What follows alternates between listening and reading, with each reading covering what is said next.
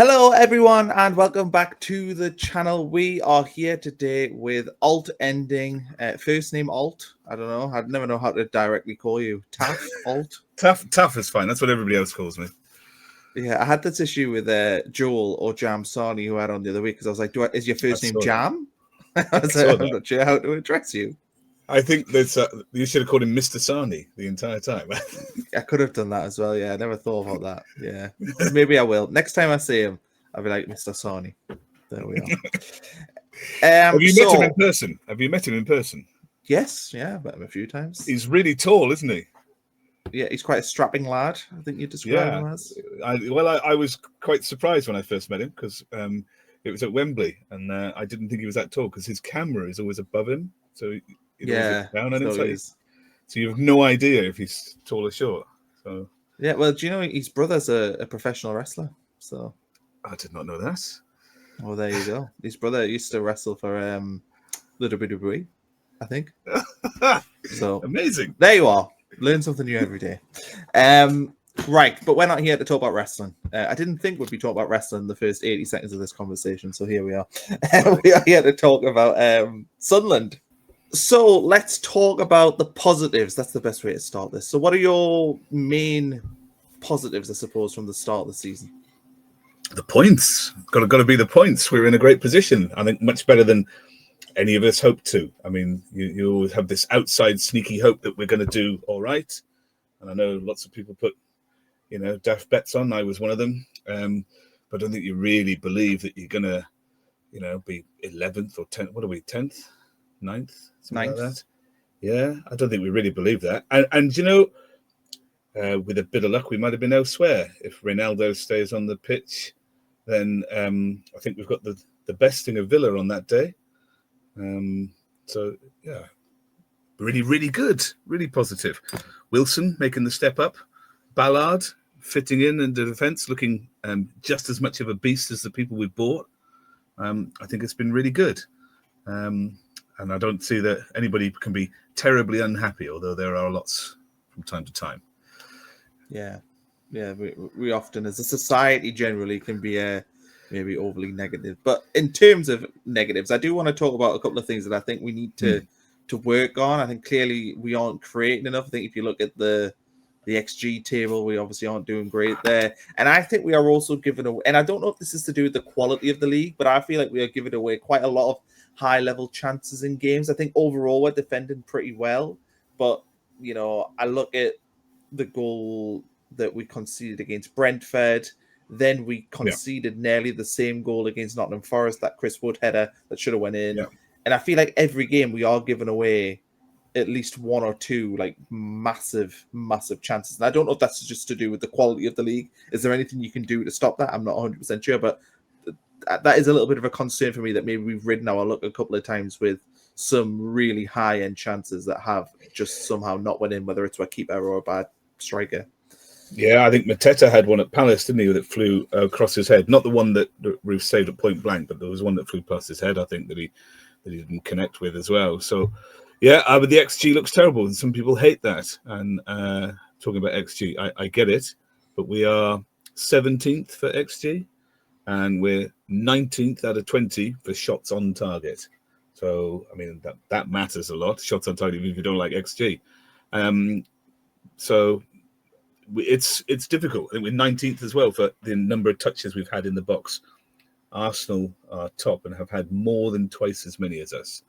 So we definitely are in a struggling position for getting shots on goal. We're 19th out of 20 for possession won in the final third. If you can't win possession in the final third, if you can't get shots on target, if you're second bottom for entries into the opposition penalty area, then I think those are worrying statistics. And if you keep doing that, that catches up with you after a while. So I completely understand the idea that we feel like we've ridden our luck a bit. But there are other things that go in our favour. I think there's a reason for this, but I think it also gives us a pointer as to what we might do or might expect. And it isn't all quite as bad as those statistics sound, I don't think. It depends, how you want to view your pint of beer, really. You can worry about that, and as a Sunderland fan, it's natural to worry about that. We do, but there are other ways to look at where we are. So we're really, really solid defensively, and I get that we've ridden our luck. But even that aside, teams haven't had as many chances against us as perhaps they might, or might be average. So I think we're 5th defensively in the league in terms of our defensive stats. I think we concede 0.9 goals a game. If you're in the Premier League and you're conceding 1 goal or less a game, then I think we'll be fine. And even if our XG is low, it's higher than the number of goals we actually concede in the real world. So even if we're overperforming, you still look at that and think, well, we should still be okay. I think if you have a 0 or even a faintly positive goal difference, you're guaranteed to survive in this division. So I think you have to balance up our lack of opportunities with our resilience at the back. And even though there have been gilt-edged chances for opposition teams, I still think that we're more solid than most. And there are some really good signs for that. So you look at the Villa game with 10 men down. In the second half, we had 14 shots to their 12. We had more shots than Villa in the second half with a man down. We had 4 shots on target to their 2 with a man down. And you can look at that in a variety of games, and we're often a bit better in the second half of games. So, I mean, I think that you have to balance it with our solidity at the back. 5th best team in the division. We average a goal a game. That puts us 13th in the division. So maybe we're worrying a bit too much. It will catch up with us. I don't think we're going to finish 9th. But even if it does catch up with us, I still think we're going to be okay. I think the attacking stats are interesting because I feel like the fixtures, because of the way they've fallen, we've played a lot of teams so far that actually quite like to sit. Crystal Palace are a team that prefer to sit in. So even though we went there and got a 0-0 draw, people expect Palace to win. Well, Crystal Palace do not like to have a lot of the ball. I feel like, you look at Burnley, they are the team ultimately in the Premier League that wants 0 of the ball. They are a team that wants at most 40% possession. So we went there. Then I thought that the Man United game, I was expecting us to be able to utilize the transition game a little bit more. And look, we did have our chances in it, but I was pretty disappointed that I feel like this squad was built for transition. And yet in the games where I expect us to utilize that transition, we haven't really done it. Like Forest away, obviously we win the game 1-0. But when we are pegged in by them, we aren't hitting them on the break the way that I thought we would. And that's something else that's a bit of an alarm bell for me, that I feel like we were designed to hurt teams on the break, and yet it feels like we haven't done that as much as maybe I was expecting. I agree, and I think the last time we spoke, we both said that's what we're looking for. And we were, a lot of our early games wouldn't be against those teams, but I think that Forest, they're changing themselves. They're quite aggressive, but then they did lots of long kicking as well. So there's not that much opportunity to catch the ball high up the field. They didn't really put their defenders much past the halfway line or very close to it. So it was difficult to break against them. I still don't really feel like we've played a team that we're made to play against. I get that we could do that against Man United, but we set up, I think, poorly in that, and then the game is over after the first half an hour. And after the first half hour, they're quite content to just, sort of sit a bit deeper and be a bit more resilient themselves. They were quite keen on a clean sheet. They don't really want to win the game 3-2. That would have been terrible for them. I think they would have been deeply nervous. So I think once they're 2-0 up and we bring on another defender, everybody kind of says on their side, okay, well, let's just play sensibly when we have this. So I don't think there's the opportunity to do that. And I think part of what went wrong at Man United is that the Brie and maybe all of us were sort of a bit carried away. The league doesn't appear to be terribly frightening. You look around and you think, well, none of the teams we've played are deeply outclass us. I thought the toughest game we had was Forest or Palace. and you think, well, we're going to be all right here, and maybe we believed a bit of our own press, and you put on Adingra, and I know Rigg was kind of a forced change, but he didn't play then. So you put on Adingra and put Lefay inside, and I think it looks like we're going to try to be more creative and to try and take advantage of their three at the back and their lack of pace in the back line compared to those sorts of players. And so I think you look at that. It was a bit of a surprise because of pace that Talby didn't start, I think. But I think you look at the setup he has for the first half of Man United, and I think there was an effort to try and go at them a bit. And maybe we were just a bit over eager, got a bit carried away. 6 games, not really felt terribly threatened.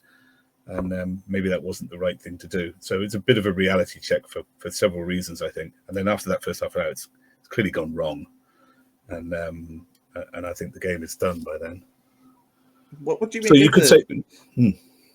I was just about to say, go to the Man United game. And I was surprised that the manager got it so wrong because everyone knows how Man United play. Like, the manager talks about the fact that he won't change how they play. So we had a week to prepare for this game. And obviously, when you look at the selections, and I saw that Ahmad and Mbeumo are going up against Masuaku and Adingra, and I'm thinking, well, that's a mismatch. And I don't really understand how...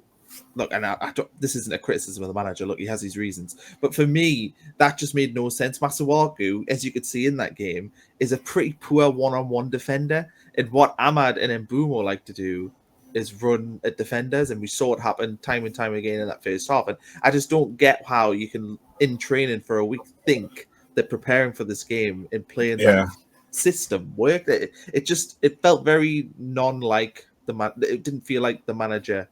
He normally is much more pragmatic with that.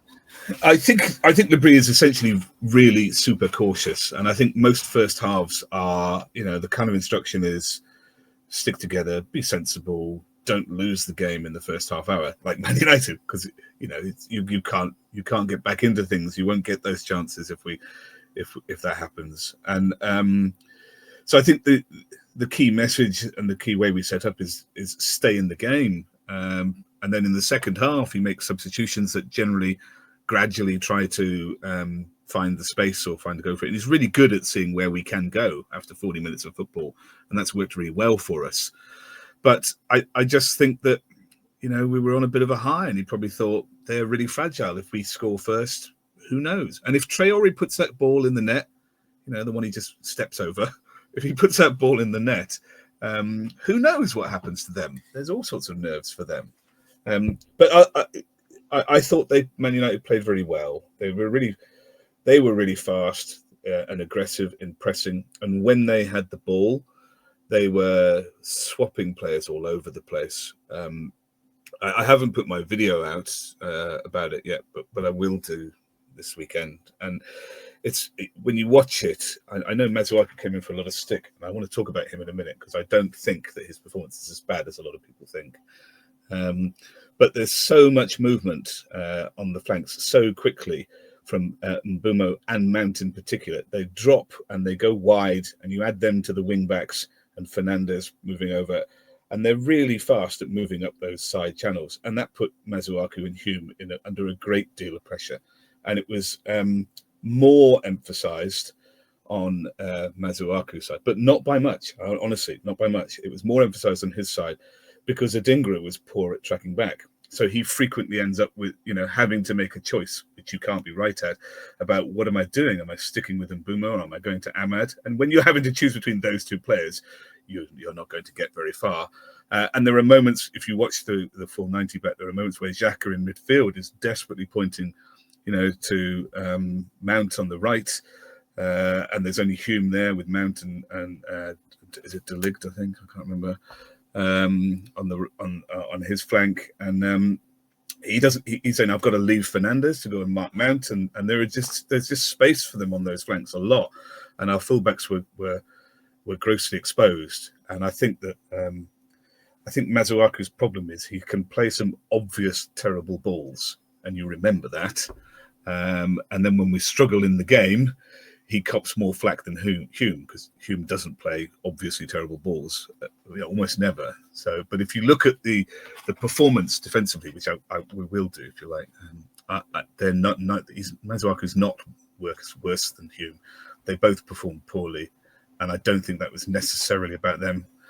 It's about Man United's movements on the flanks, and Masuaku perhaps looks worse because Adingra was worse at tracking back. Lefay on the other side is much better at supporting defensively. So I think that, I think he got a bit of a fair crack. He comes with that reputation, great going forward and poor in defence. So that's already in your mind when you make judgments. And then he makes a horrible pass or two that gets picked up directly by another player, and that sticks in your mind. Well, let's talk about that then. The left back, I suppose, situation, because I sort of look at Masuaku, and when I watch him, it doesn't fill us with confidence. And maybe you're right, maybe it's just a bias, but I just don't look at him and feel a sense of this is a solid left back like I do with Ronaldo. But then Ronaldo has made some ridiculous errors and give away penalties and got a stupid red card, so maybe he's not necessarily as solid as thought. And I think the shame of all this is that if Dennis Sirkin was fit, and I did see he was back in training, they put a picture of him. He probably is getting the start at left back right now. Do you think, or do you think? I don't know. It's hard to know how Dennis Sirkin would fare against Premier League opposition. He's really good going forward. He's quite powerful, but has he always been? He's not been Trey Hume levels of strong in defensive capabilities. So it's difficult to know how he would perform. Positionally, I think he's always been all right, but I don't know. It would be nice to have him as an option, but I think it's too early to say that Masuaku is terrible yet. He played in one bad game where Adingra, left him exposed quite a bit. But I don't think, I don't think Hume is a long-term prospect at right back. Unfortunately, I want him to be, but I'm not sure he is. Let me show you the player comparison if I can. Yep, let's do it for Hume and Masuaku, if I can do that.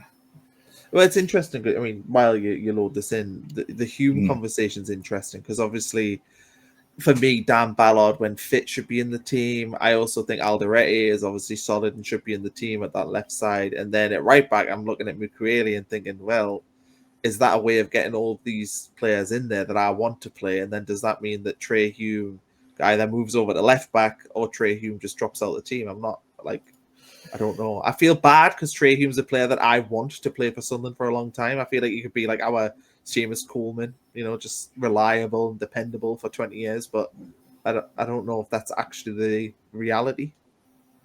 I envisage the long-term answer is that Mukwele plays at right back, but he's doing so well at the minute at left back that at centre half that it would seem difficult that we could move him, I think. So I don't know. Here is our comparison to Hume and Masuaku. So Hume is on the left and Masuaku on the right. And these are the places where they have spend most time, make most key touches. And if I scroll down here, you can see here on defending stats, if I make it to per 90, because Masuaku hasn't done that, then it's not too different. Masuaku makes more interceptions. The recoveries are pretty equal. So are the opponent half recoveries. Counter-pressing recoveries, Hume is better at counter-pressing, but he has, considerably more own half losses. And Masuaku wins considerably more duels. So I don't think it's clear-cut that he is grossly terrible when you look at some of these. He does win fewer defensive duels, but has more success in them. It's because he's facing Mbuno and Ahmed that there's more of him to do there. And you'd expect somebody to perform slightly worse there, but it isn't that clear-cut, I don't think. And if we have a look at playmaking, because the strength, the accusation is he's terrible at defending, but he's great going forward. Then, progression. Then I mean, it is a clear-cut story there, in that Masuaku is considerably better at progressive movement. Hume is considerably better at progressive passing. I actually think that's not a bad balance to have in a team. And I don't think there's that much in it defensively. So it isn't. I think he's had perhaps a bit of a bad rep there. But I mean, how does Masuaku compare to Ronaldo? I don't know if you can do that easily on whatever you're using here, but how do those two compare? Is Ronaldo obviously better? I mean, I feel like Masuaku maybe is I think maybe is guilty of reputation and what we heard from West Ham fans when we signed him, that he was decent going forward. And is it possible that, I don't know, there's just that inherent bias there? Just because I feel like when I watch Masuaku, I feel as a fan a bit more sort of tense. That there was a couple of times at the weekend where obviously I'm not watching the game in an analytical way when I'm just watching it as a fan. I've only watched the game as a fan. I didn't watch the full 90 back. But I feel tentative and I feel worried whenever somebody is running in the direction of Masuaku. And I don't feel the same when that happens with Trehew. I feel it too. I feel it too. It's just when lots of people piled in on him, my natural reaction is to say, oh, well, okay, is this true? And so you try to have a look at it. And he does play 1 or 2 per match, horrible passes straight to the opposition, but from what we've seen. But equally, when I looked at the game back, he was terribly exposed in that first 30 minutes by facing. Bumo would sometimes drop into the midfield, and then he was superb, whether he did it there or on the edge of the box, at shoulder rolling round with the ball. And all of a sudden, Masuaku is faced with him and Ahmad, and you just can't win there. And if Adingra still hasn't got back into position to help, then it's terrible. I mean, the goals are really soft, both of them, really soft to concede. And I just think it's too early to judge. I'm quite happy to admit he terrifies me sometimes, and also that I've seen him play, the odd horrible pass. But I don't think he's outrageously worse than Hume. And so if you're going to think, well, how much does he deserve that pylon? I think it's a bit too early. He's played one game and a half or something, 1 game and 2/3. Yeah, I mean that's what I sort of emphasized on my channel is like, as much as people worry about him and as much as I'm worried about him, they've made a point to say that maybe he shouldn't have played left back in the game. He has literally played 1.5 games of football and since May at the top level. I know he's played internationally, I suppose, but that's not easy. No, it isn't. So I think it's too early to say. I'd be quite happy to share that view later on if things go poorly. But I don't think when you look at the stats between Hume and Masuaku in the Man United game that he's considerably worse than the right back. And we're not going to pile on the right back. But he's got credit, of course. Masuaku doesn't. That's the difference. And I think it's more complicated than just saying the fullbacks were poor, because the Man United movement on the flanks meant that Xhaka was running between Fernandes and Mount, and Adingra wasn't tracking back to support Masuaku in that sort of, how we like to block off the middle of the pitch and force people wide. Well, if somebody's not helping that block out, then it's really easy. And that, Ahmad nearly had a shot from stepping inside where it just takes a body to be in the way. And Adingra's not even there. He's still running back. And the ball to Mount, I mean, there's got to be somebody in front of him. That whole zone 14 mark that's right on the edge of the penalty D. I mean, for a player to receive that ball unopposed right there, I think is unforgivable in football. I mean, it's one of those early lessons. That's the place where people score from most, and you just can't be allowing free balls there. And I think it's just our shape was all, just wasn't tight. Do we believe it? We weren't at the races that day, and some of it was to do with, I think, we were trying to have a go, and we just were not at full. We weren't at full concentration, I think, because they're 2 very soft goals. And after we made the substitution, and we're trying to fight for it, then we looked much better.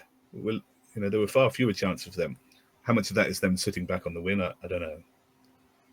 Yeah, It's interesting. I think there's a lot of interesting things around the team selection. I mean, I want to talk about Adingra and sort of the issues they have around him, but I think we should stick in the defense because we've touched on. Well, I've said that I want Dan Ballard starting games. We've got Gertrude, who sat there, who seems to be, from what I've seen, a very viable option to play, and I would expect him to get minutes. We have Ronaldo, obviously, he's coming back for the Chelsea game. He'll be back in and around the mix. We've got Serkin coming back. There's a lot of potential selection headaches defensively we've got going. How do we sort of navigate that? Do you think Ballard needs to be in there? I mean, I think from attacking set pieces, and it's ridiculous that you're talking about a centre-back and we're talking about attacking set pieces, but for me, he is putting fear in defenses. He should have scored against Man United at the weekend, and it's something that people aren't really talking about. But that header he had just on half time, he should have scored that header, and he's frightened the living daylights out of that Burnley defense for the 9 minutes he was on the field. And I think that he is a problem for Premier League defenses on them attacking set pieces. It's just one of the main reasons I want him to play. I also think playing Wolves, they're big, tall, massive strikers. They've got two of them. Feels like Dan Ballard's built for that sort of conflict. It's been really, really pleasing because he's proved really quickly that he's well worth being in this division and well worth a place in this division. And I just makes me realise that when they signed him, when they made him sign but he signed a new contract at the start of this season, which wasn't far off signing a previous one before that the club clearly recognised that there's a talent on our hands. So I wouldn't put him back in straight away. I think that partnership with Alderete and Mukiele is fantastic, but I do think that the long-term best back four is with Mukiele at right back. But I mean, how could you not have our current centre-back pairing? You keep Alderete there because he's left-footed. Neither Ballard or Mukiele are. And you're not going to drop Mukiele to put Ballard in. I know you quite like the idea of playing three at the back, but I don't think you can advocate playing three at the back if at the same time you're going to say we don't create enough up front. So my argument for three at the back is not that it's the actual answer. It's more situational is what I advocate for. Yeah. So when we went to Old Trafford, I thought, as we saw maybe potentially when we actually did it, but I thought going to Old Trafford, I think going to Chelsea, we should be playing the back five because I think it makes us look, I don't know, I like Ballard, Alderete and Mukiele, and I feel like we're a threat on set pieces with them as well. It's great. It's great. And I think lots of Sunderland fans, of an age really like it, that sort of get into them because we are terrifying physically. And I can't remember a time ever, I think, when Sunderland were a physically imposing side. I can't remember that. I remember years ago we lost to Leicester under Martin O'Neill in the League Cup semis. And I remember watching that game. They came to the Stadium of Light and they bullied us the whole game and we got beat. And I couldn't have had any complaints about it. And I just thought, they were so big. They were so physical. And we've never had a team like that. And we have got one now. So I think a lot of us really like that we frighten people. And you're right, Ballard does scare opposition. And it's great to have somebody like that. But I mean, maybe. I think that's what I think. We go to Chelsea and we go to Arsenal and we do try to keep it tight. But Labrie has had a really bad experience with three at the back previously. He did really well playing the current system we've got, sort of 4-2-3-1 or 4-3-3. It's the same thing really. It just depends whether you're attacking or you don't have the ball. He did really well with that when he was at Lorient in his first season, and then they sold his 5 top scorers, and he struggled the next season. But the next season, he had a real big hand in buying players, and he played three at the back with wing backs, and it was murder, and it was really awful for him. And he got, they did terribly. It was their worst performance. They spent all their money and they went down, and people hated him, and then by mutual agreement, he left and came to us. So. I mean, if that's your experience, I don't know if he goes back to that and says, this is my answer.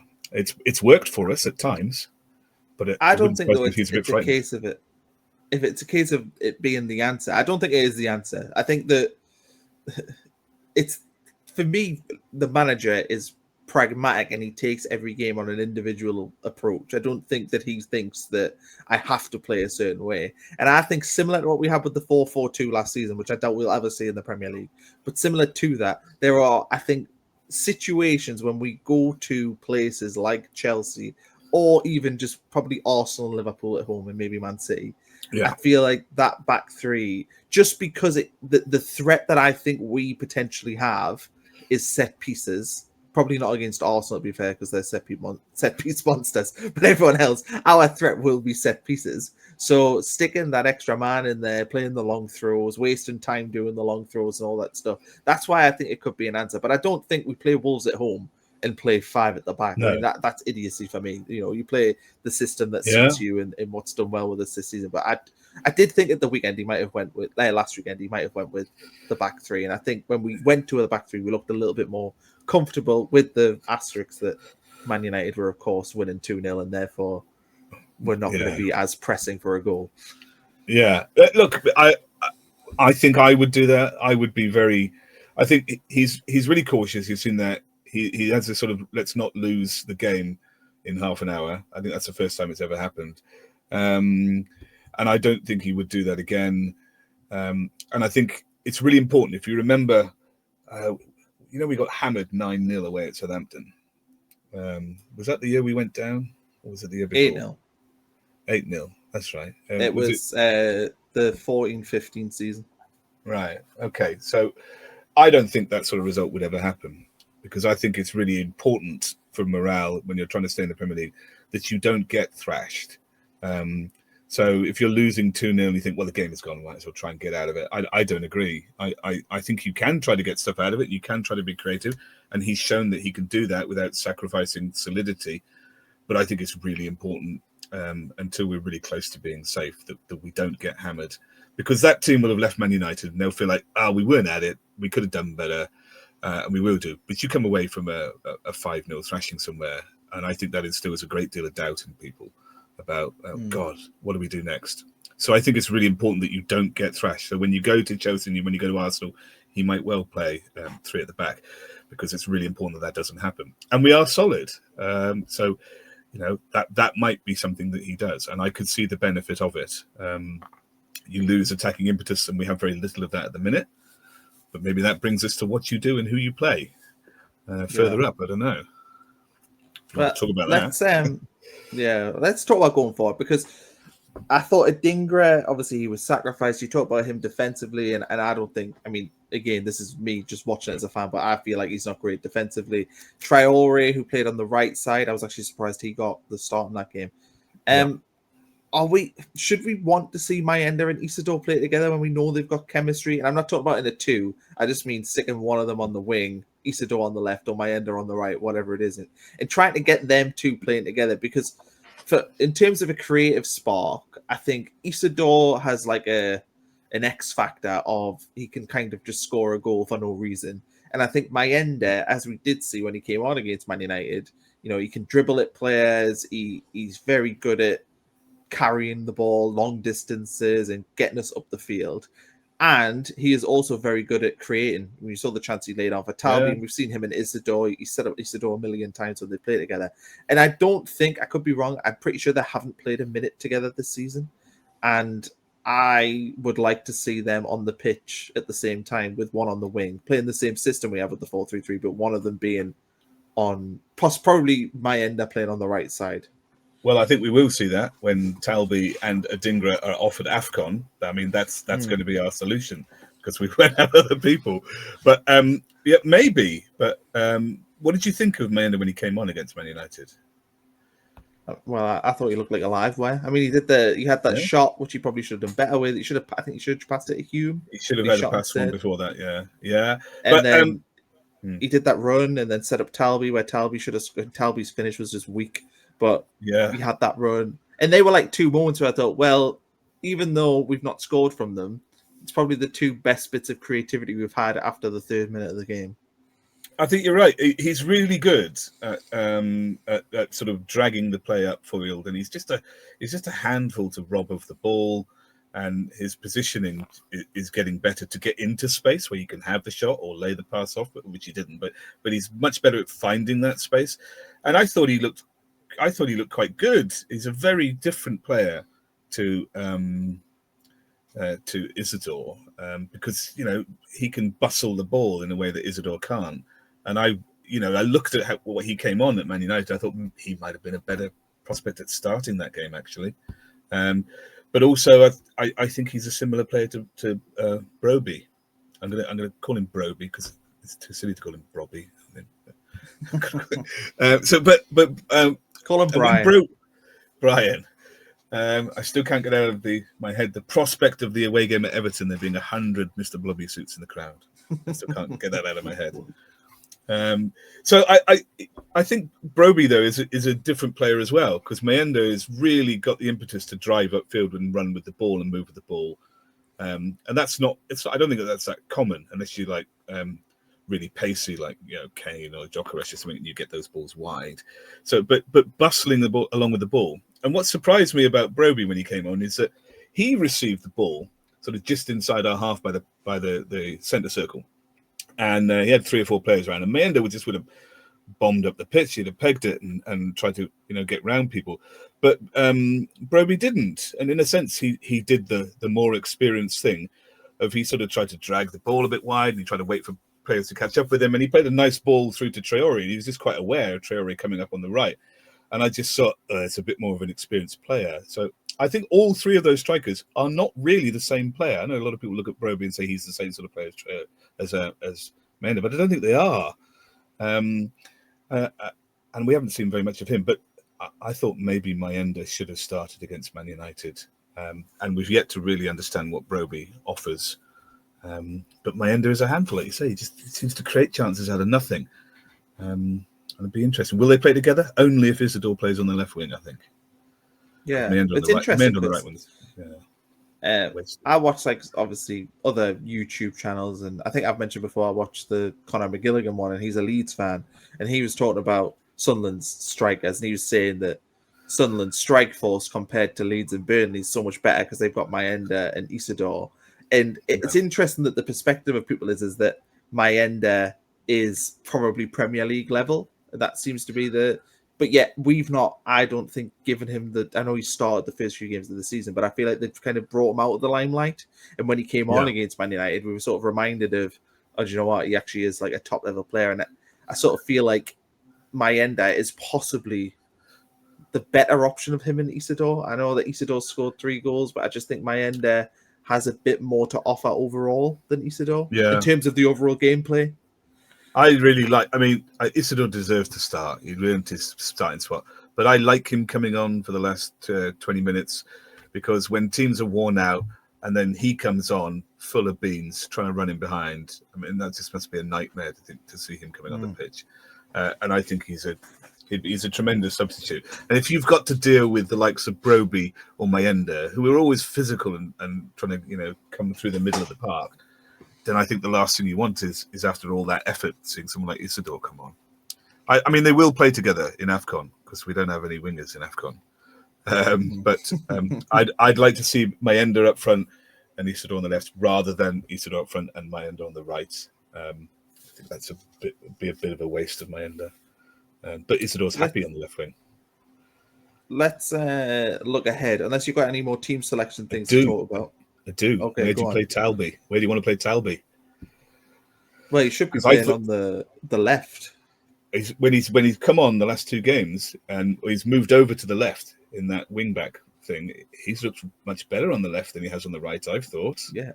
But I've been so confused about our summer business when we got at the end of the window and they were like, they want to sign a left winger. And I was like, what? We need to sign a right winger. And I don't really understand why we let Patrick Roberts go. I feel like we've not really addressed the right wing. And I feel a bit confused after everything we did in the summer that we just left a gaping hole on that right side. Yeah, I don't really know. Because Isidor can play left wing, Mundell, Adingra. Well, Adingra can play on the right. So... But is that just the same as Talby, though, playing on his wrong side? He can play there, but he's not going to be... he did get an assist against West Ham, didn't he, from the right? But Traore? I don't know. Traore seemed like a last-minute buy because we'd given away our spare right winger. So I don't really know. Maybe they just moved Patrick Roberts on to annoy Graham Falk. I don't know. Maybe. I don't know. Maybe. I don't know. I mean, we could do with another right winger, but Talby's growing on me. I was a bit dubious about him because I thought he's a bit weak in the tackle and he doesn't track back. But he's improved the last 2 games in difficult situations. He has been tracking back. He has been defending, and I think he's looked better. And he's somebody else who gets in the position of having shots. They might be a bit weak and whatnot, but he's only 20. I think by the end of the season, we will be reflecting on him as a pretty good player, I think. Well, I already am compared to where I started. I mean, I would say my opinion of him over the last month has went up quite a bit. That Villa game when he moved over to the left, he was playing left wing back. I thought he was fantastic that day. So my opinion has grown from the start of the season. And I want to see more conviction. That chance he had against Man United, come on. He's played the 90 minutes. He's come on. I can't be like, oh, he's fatigued. He's come on. He's got a chance. He's had a time to think about it. And he just passes it at the goalkeeper. It's like, it's disappointing. But I mean, I agree. But we weren't going to win that game. I'd accepted the loss by then. For true, but still. Look, I mean, if the game is 0-0 and you get that chance, or 1-0, and that's a leveler, then I think I'll probably be a lot more upset for sure. But I think he's going to be all right. The last 2 games, like you say, he's really impressed me, and because he's been playing wing back, you've seen him in shape for defensiveness. But the Burnley game, I think he was at fault for that Cullen goal. He doesn't track his man back to the centre, so I think he still has lots to learn positionally about moving backwards defensively. But he's improving all the time. So I just wanted to know where you would play him. Left wing. No, I think he should be playing on the left, yeah. But then I also have the issue where I kind of feel like Lefebvre, even though he probably wouldn't say it, I feel like he's better on the left side now. I've kind of switched from where I was last season. I think that when we played against Brentford, he was so good on that left side. Unbelievable. Yeah. And so, I mean, have we needlessly bought Simon Adingra then? Is that what happened? Maybe. I mean, I was impressed with him on the opening day, but I feel like he's kind of, I think he'll probably be disappointed that he's not. I presume he signed because he thought he was going to be playing every game, and he hasn't. And what happens when Mundel's fit? I mean, well, that's another issue, isn't it? Yeah. It's good problems to have. Yeah. If only we had these problems on the right as well. Maybe. I actually think Simon Adingra has a place to play, and I think when he came on for the last, quarter of an hour, 10 minutes or something at Forest, I thought he was a good outlet for us. And I thought when you see him going forward, I think he's probably the most likely player to beat a man and get a ball in. And he showed that at Forest, and in the first 5 or 10 minutes, he showed that at Man United as well. It's whether you can carry somebody who may not always be in their defensive position. But at Palace, he had like a 5-minute period against Crystal Palace where he had a cross that was a cross shot tipped over, and then he did 2 Palace players as well in 2 separate attacks. It was like a 5-minute period where he was fantastic, and then he did nothing the rest of the game. But I just wonder, and it'd be something to keep an eye on, whether Lebris looks at Adingra and Talby and says, defensively, I can't have them both on the pitch. And I wonder if that I mean, he started off like that, and I wonder if he's concluding, or that has influenced his selection in the last 3 games. That actually I need them, or at least one of them, because they are pacey and tricky, and they will give us our most likely outlet. But I can't defensively have them both. And I wonder if that's where he's reached. I'd have to say. Yeah, well, I think you could be right there. Anyway, let's look ahead. Yes. We've got Wolves at home. We've got Chelsea away. We've got Arsenal at home. We've got Everton at home. So those are the games leading into the next international break. I can't believe we have another international break coming up, but that's a different point altogether. I look at these 4 games, and the Wolves game, I hate to say it, but it feels like a game we have to get something from. I mean, I wouldn't say it's a must win, but I feel like losing it would be criminal. A win would put us 12 points ahead of Wolves. That would probably, barring a miracle from the Wolves end, mean that Wolves have to do something pretty special to get ahead of us if we're 12 points ahead of them. So it feels like we could actually really take a march on them. The Chelsea and Arsenal games are nothing's a free hit, but they're as close to it. And the Everton home game, I'm looking at that and thinking, try not to lose it. Yeah, I got those games up there. Sort of take? Oh, there we are.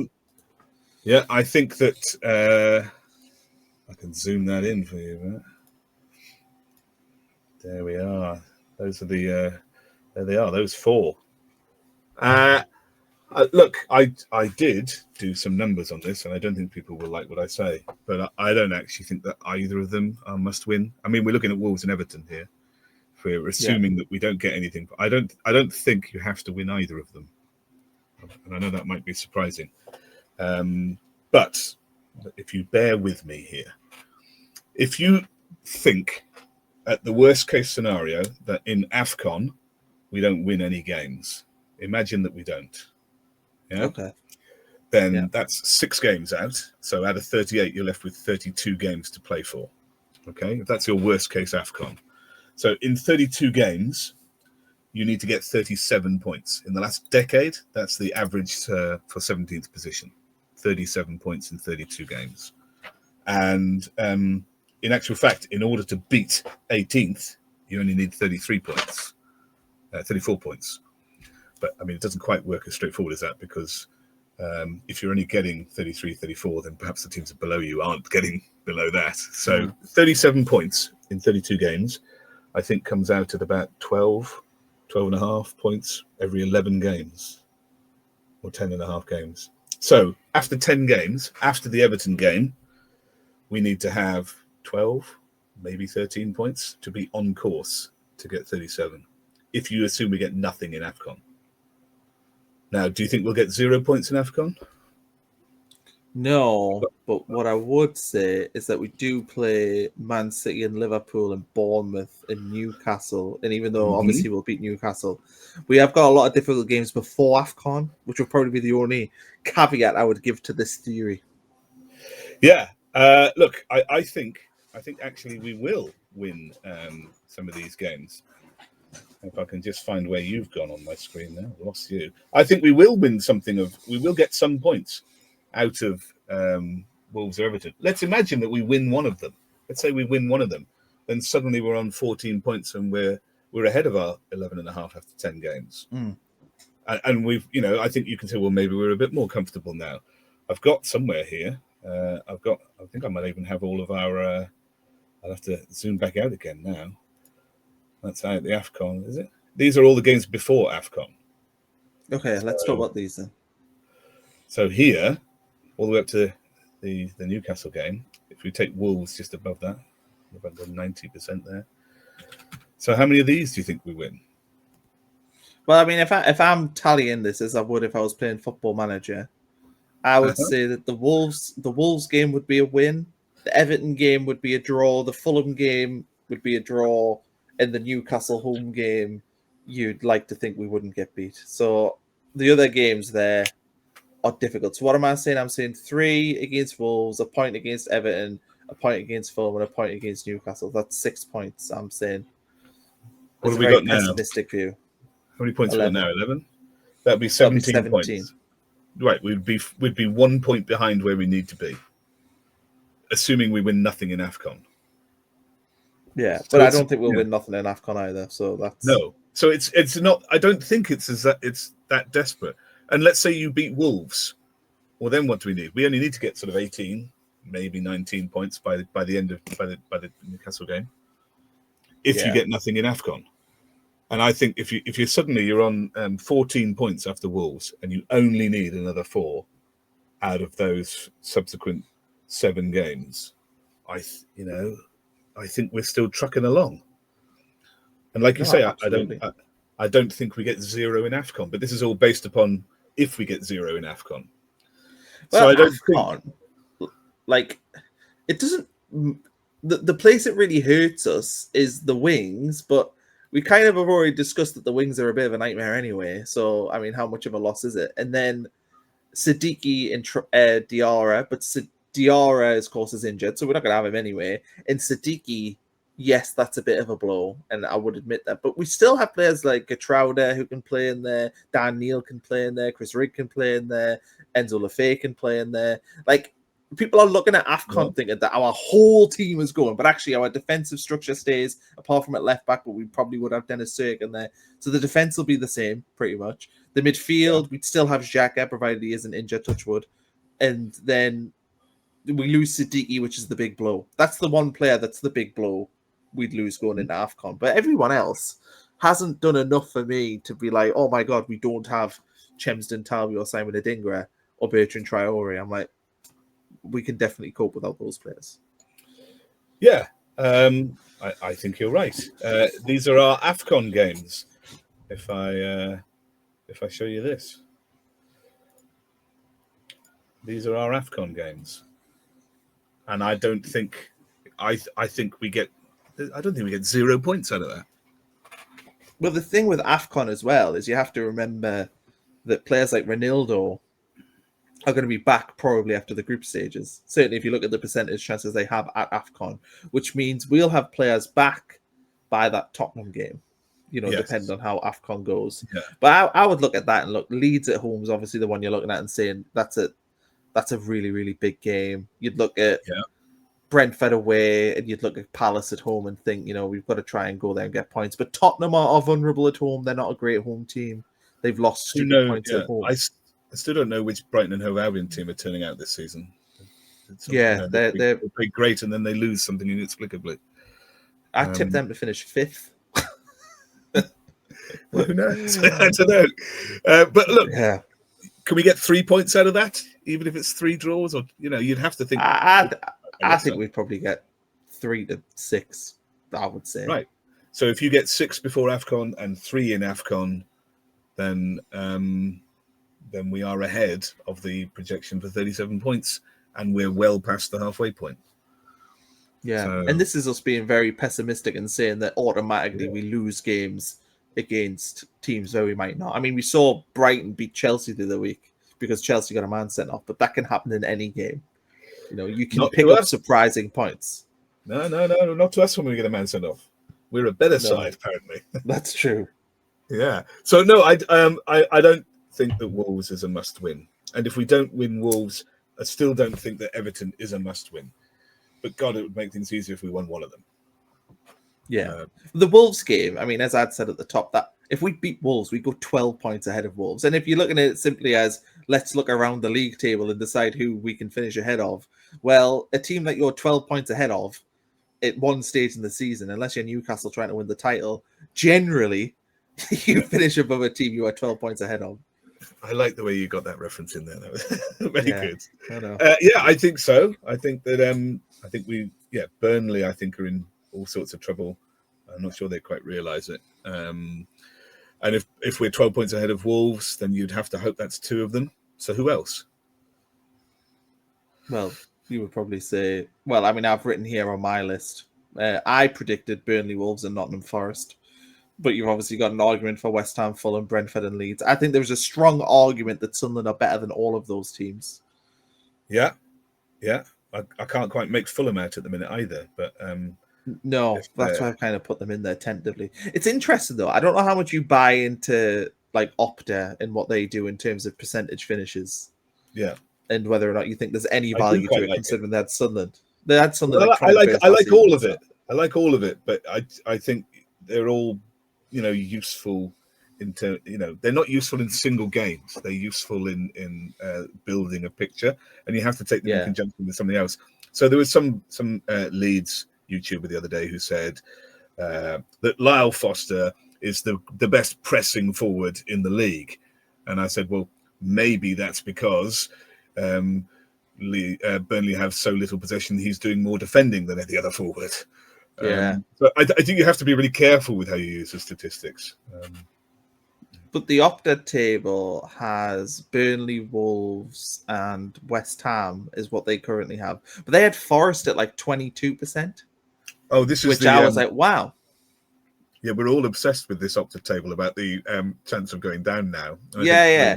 yeah. The Forest thing surprised me because I was like, well, I would look at them on paper, look at the quality of players that they have, and surely they can't be in trouble. And the other thing to factor in is like West Ham have brought in a manager who I think won't take a team down. And I think Forest could very easily sack Ange Postecoglou in a week if things don't go right. Yeah, if they sack him, the talk was that maybe they try and get Silva from Fulham. Which would then put Fulham in trouble. Well, yeah. I mean, that would be great for us, I think. I don't know. Yeah. Well, I think what would be better would be Ange Postecoglou just staying at Nottingham Forest. That would be the best way of us. Yeah. But yeah, I don't know. I think it's really hard when you look around the Premier League because normally it's so easy to see who's going down and who's in trouble. And yet this year it feels very much like Sunderland. I'm looking at it because we're Sunderland and we're newly promoted. And I feel like I should have that fear because we're a newly promoted team. But the reality is when I watch all of these teams at the bottom, I just don't have any sort of fear that we are worse than them. I think it's been really surprising, having not been in the Premier League for quite a while. It's been really surprising to see how lots of the teams play. And what has struck me is that there are a lot of teams who,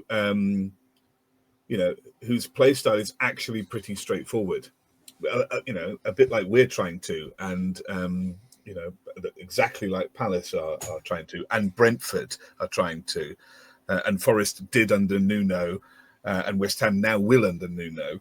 That you stick the centre, you push people wide, you try and hit people on the break, and that's why Manchester City, started to concede goals last year and this year, because people were not trying to pass like Pep. They were not trying to take them on up front. They were sitting back. They've got really good players. They're just shutting off the space. They can't do it, all the time. But then they were just getting the ball forward it's super fast and scoring goals against them. And that seems to be the predominant style, unless you're a top 6, top 8 side. And it surprised me how straightforward so many of the teams are. And they appear to be really successful at it. And I look at our team and I think, well, we're not outclassed by most of these. And all the ones you're saying the same thing. We're not outclassed by these. And I think it's really, really encouraging. If you look around the table and you can't, you can't spot who the dangerous teams are, then maybe you're one of them. And there are a lot of teams in that bottom half. You take the bottom 10 teams, not currently, but the sort of bottom 10 you expect. Everton, Brentford, or Fulham, West Ham, Leeds, all these ones. And you think none of them really scare me. And I think that's a great place to be. And they all play relatively similar football. And I think we've got some, we've got more quality players in some of those places. But Brentford, Fulham, West Ham, they all played rather similar to us. And they didn't, it's been wonderful to watch those games and go, oh, well, we don't really have anything to be terrified of. Well, wait until we play Chelsea in 3 weeks. But... Yeah, well, it's interesting. I want to talk about the next couple of weeks. We've got Burnley playing Leeds, which feels very significant. We've got West Ham playing Brentford next week as well, which feels significant. Obviously, our game against Wolves, which feels significant and telling us about these teams. And then the week after that, you've got Leeds playing West Ham. You've then got Wolves playing Burnley. And I feel like after we've seen that lot of 2 games, we'll be able to know, right, are Burnley... Because Burnley have had a hard fixture list. And look, if you're going to say anything, they've had a really difficult run to this point where they picked up 4 points. And that's probably what you would have projected them to have. But they have got 2 games here where if they can beat Leeds and get something off Wolves, then you'd have to start taking them seriously. Leeds, if they were to get, maybe 4 or 6 points from their 2 games against Burnley and West Ham, we'd be like, well, it doesn't look like they're going to be in trouble. And Wolves, of course, playing us and Burnley. Well, if they can get 6 points from that, then they're on 8 points. And suddenly you're looking at Wolves going, oh, maybe it was just Wolves had 1 point at this point last season. So they're actually double what they were. I think it's hard. I think Wolves are a more attacking threat than we're giving them credit for. I think they're dangerous on the front foot. So I don't think it's a given that we beat them. I think we can. I'd love to, but I don't think it's a given. I'm pretty sure that Burnley Leeds is a 0-0 every day of the week. I'm sure that's it's at Burnley, isn't it? Yeah. Yeah, that's got to be 0-0. I mean, they surely. I don't know. So I think that how many games have we got? 4 more. Yeah, 10 games after Everton. And the next international break is 11 games. We'll have a really good idea if we can be on 14 points after 11 games. I mean, it would be unheard of to be relegated from that position. It'd just be absurd. I think we're currently, I think we're on course for 59 points, which is also absurd. But can you really start that well if we beat Wolves and go down? I don't think so. And like you pointed out before, there are lots of other teams that just don't look like we should be frightened of them. We might lose to them, but we might not. I think we're picking up those draws away from home are going to be crucial, I think. Not losing games. And we don't concede enough to lose too many. I think that's going to be much more important than our XG going forward, I think. The thing is, if you look as well with Sunderland, is I try and think of it as we need to win basically 10 games and then pick up, what was it, 7 or 8 draws. And I'm like, well, we've already got 3 wins. And we've already played 7 games. So we've got 3 wins already on the board. Are we, with the way we play at home, surely we pick up the necessary results. And this is the sort of paradigm you get stuck in. I know. You end up You're not allowed to think like that. You talk yourself into safety, and then you maybe watch something, and then you talk yourself into trouble. And I do this all the time, constantly. This is the cycle I go through. What will you think if we beat Wolves and Leeds?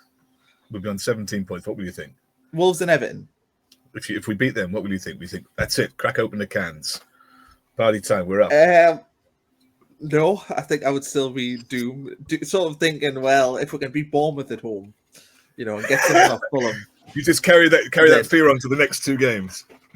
Yeah, I think I would. I think until we hit 30 points and we've got maybe 12 games to go or something, I think that I will constantly be in fear of relegation. But I think this comes from, again, I had Benjamin Bloom on the channel. I don't know if you ever watch his stuff, but he's an Ipswich fan. Yeah, I do. Watch him a lot. I really like him. Yeah, he's an Ipswich fan, and he is so pessimistic about newly promoted teams. He is super duper it's just impossible to stay up if you've come up on the Championship. Impossible, and stuff like that. Then gets into my psyche, and I'm like, oh. He's had a bruising experience in the last 12 months, so he's bound to think like that. But you saw. We talked last time about the difference between the way we bought and the way Ipswich bought. Yeah. And you believe that. You believe we bought very, very differently and much better and more broadly. So I think we'll do much better than that. What do you think the ceiling is? Do you think for this team? No, that is a silly question because of how we'll get things from grossly wrong now. Look, like everybody else, I got carried away before Man United. I thought, 10th might be reasonable. Let's put another £20 on that. Well, I won't be seeing that again. So I don't know. What, 15th? I think that's the ceiling. No, not a ceiling. I think that's probably a good place, a good bet to where we might be. Maybe 15th. The ceiling.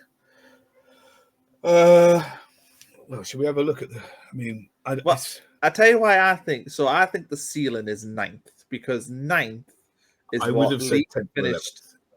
Well, Leeds finished 9th under Bielsa, and Wilder at Sheffield United, they finished 9th. So I was like, well, that is probably the best. If everything goes well for you as a newly promoted team, 9th must be the best you could possibly do in sort of recent memory.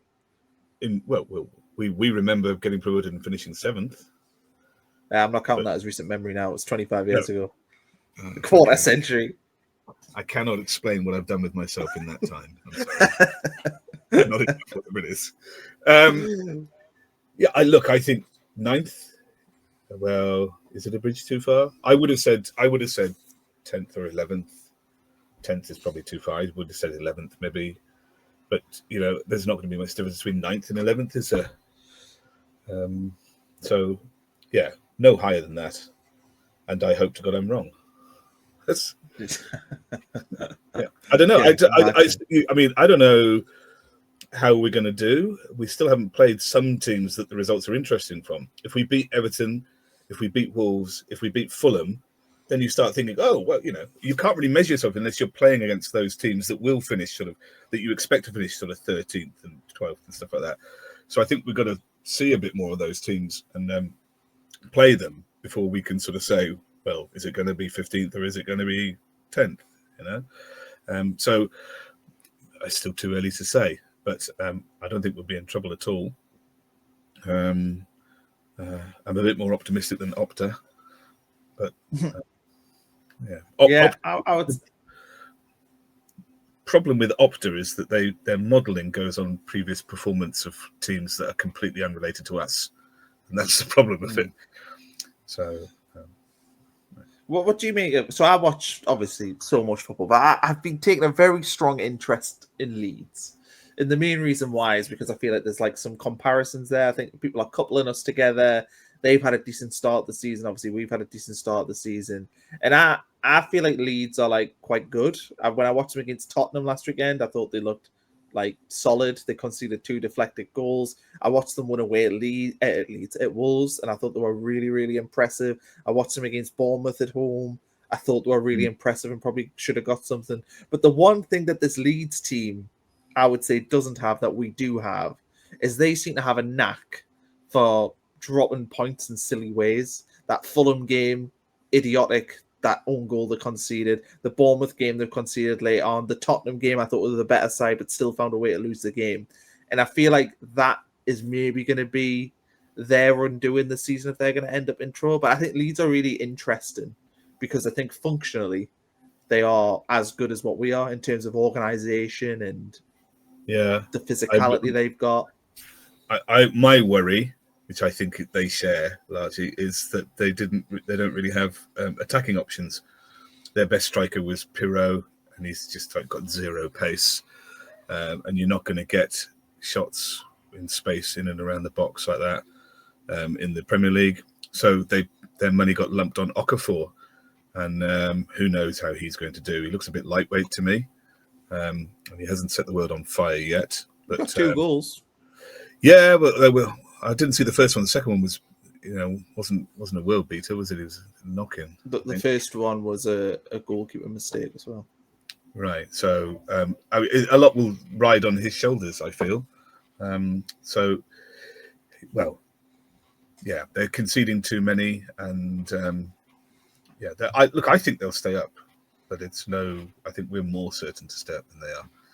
But I would think that. That's my view as well. I think we are probably, if I was being honest, 15th probably.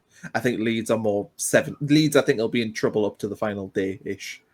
But I think Burnley are in trouble, and I think Wolves, and I'm not sure I agree with you about Forest. I think more likely West Ham.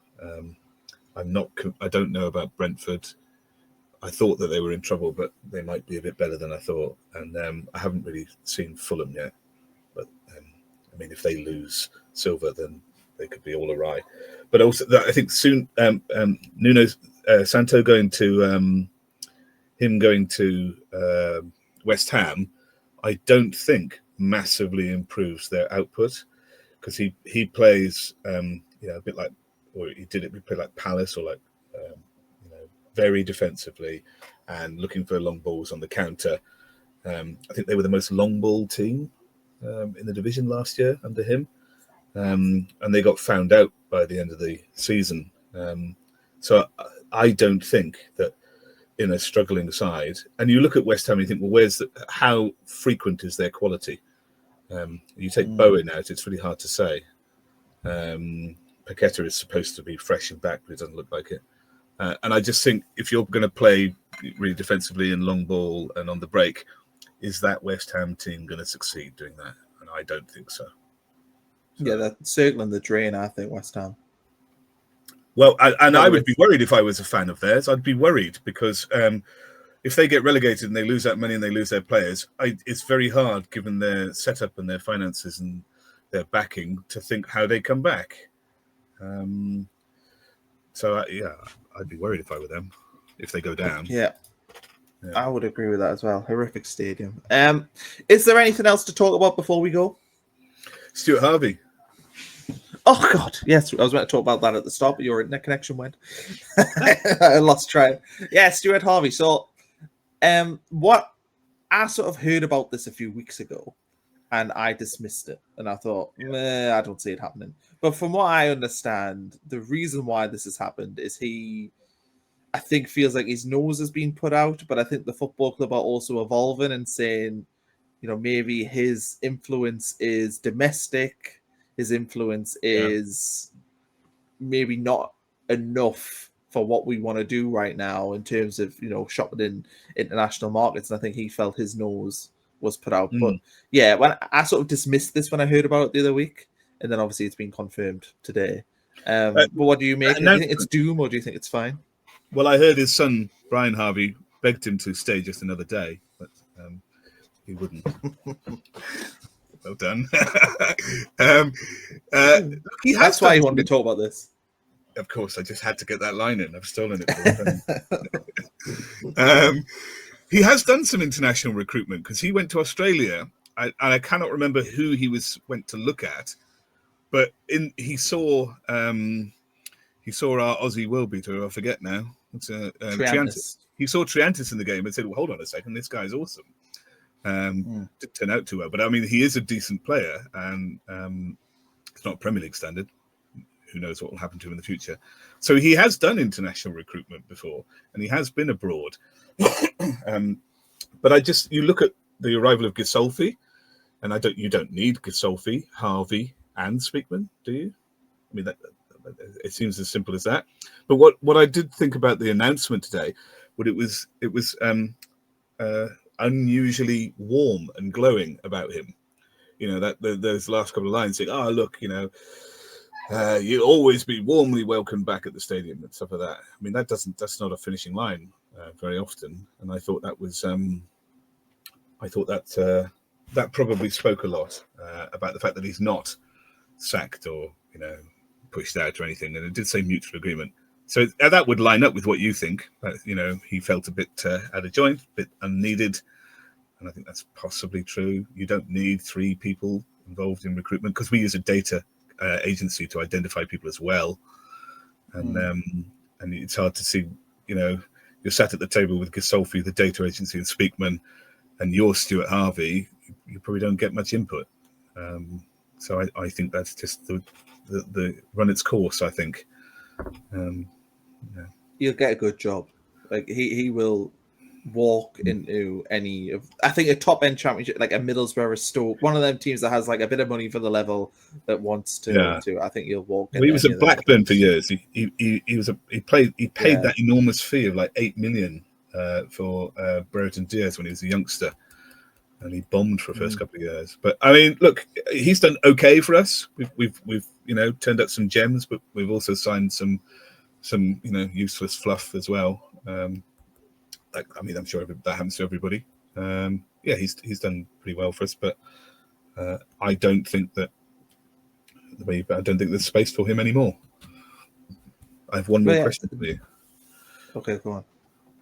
You wrote down here, which I thought was an interesting question. Who's the worst player to lose to injury? Oh yeah, I forgot to ask that question. After 2 minutes, it's because we talk about AFCON. The worst player to lose to injury. I feel like the logical answer is Granit Xhaka. I feel like that is the that's where I started. His influence on the team. Is that yours? Then, well, since it's not yours, that will be mine. Roofs for me, Robin Roofs. I mean, I'm not sure how many points we'd have if we didn't have him in goal, and our other 2 keepers certainly would not be making the consistent number of saves that Roofs had. And I think that we are where we are because of our defensive performances, and that requires Robin Roofs above Xhaka, I feel. But what a signing that is, by the way. I was interested today. I was talking. Have you ever watched the Business of Sport podcast? No, I haven't. No. So they did. The only reason I knew of it is because they interviewed Charlie Methven, and I was a sucker for punishment, so I watched it. And they interviewed Michael Beale as well. Places. Oh, really? You're not selling it. So you're not selling it. No, they basically interview different interesting people around football. But anyway, I had him on the podcast today. I've not released it yet, but I had him on today, and I was talking to him. We were talking about the recruitment, and one of the things we were talking about is Sunderland's ability to find players like Robin Roofs for like 10, 11 million pounds. And already, obviously it's only 7 games, but he already looks like a top 6 keeper in this league. Like, I think he is already. It would not be a surprise if next summer one of the top 6 teams came in for him for enormous amounts of money and we had to let him go. That wouldn't be a surprise. Chelsea. It's been that amazing. Yeah, it's been that amazing. But I don't think that it's, these are incredible finds. I think all clubs know this. So, but no one is going to spend 20 million buying Noah Siddiqui, who's only played he played that one good season in Belgium at 19. I don't think anyone buys him then. I think they buy him next year when he has a second good season and he's 20. And I don't think people buy Robin Roofs as a, what is he, 19 as well? 20? Don't he'd be 21. Roofs is 22. Yeah, so I don't think they buy him after one season in the Eredivisie. Again, I think they wait another season and see what he's like and they buy him. So I think it's these are calculated risks on players that are actually already known. They're up and coming players and other clubs will know about him. But if we're going to do well, we have to take a risk on taking some of these players the year before other clubs definitely take them. And that's that's how I think that these signings are operating. Talby as well. If he has another great season, I mean, he did really well. He had some great exposure with Club Brugge in the Champions League, and if he has another couple of games out in the Champions League, and he turns 21 next year, we don't get him. Somebody else does. So I think that's why we're buying these players like this. So I don't think it's a surprise that we turn out these stunning players, and they won't all be amazing. Some will be that one season wonder that we don't luck out on. But you do the work diligently enough. And I think we talked last time about Roofs and about his aerial abilities, and that's why they're targeting going for him. And it's a magnificent signing because we nearly signed Petrovic, who does look quite good, but not as good.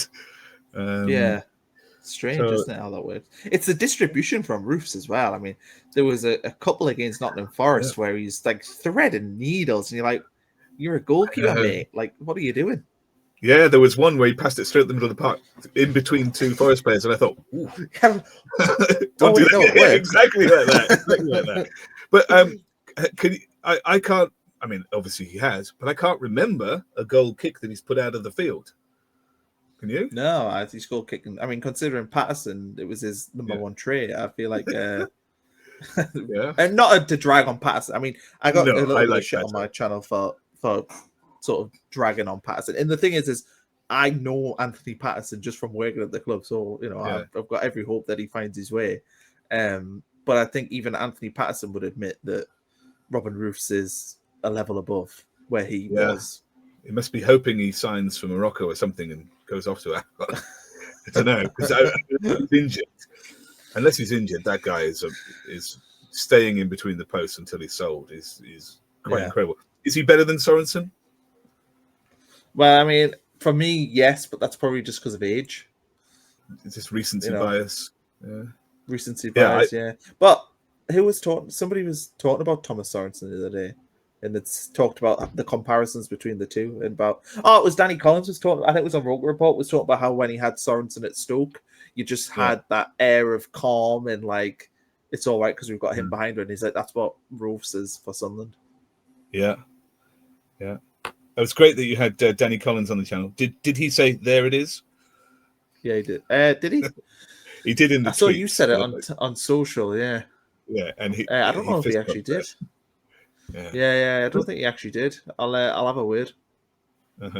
Make sure next time he comes on. Well, there it is. Do it. There it is. Yeah, well, there it is. Well, there it is anyway, because we've been talking for an hour and 19 minutes. Yeah. So, is that us done? Is there anything else to mention, or are we signing off? No, I think we're okay. I think we're going to win. We're going to win something between Everton and Wolves, but it isn't a disaster if we don't. Yeah. Fingers crossed. Well, thanks everyone for watching. Please subscribe to Alt Taft's channel. Yeah. Although I don't know what we're trying to figure out a way out of getting your channel going again because of the the issues with the Premier League and whatnot. So, well, I didn't think that far ahead. I didn't really plan anything. That's why none of my social stuff has the same name. I didn't really plan it. Anyway. All right. Yeah, I'll see you at Wolves. Watch this space. Yeah. Yes, we'll see each other at Wolves. Thanks everyone for watching though. We'll catch you for another video very soon.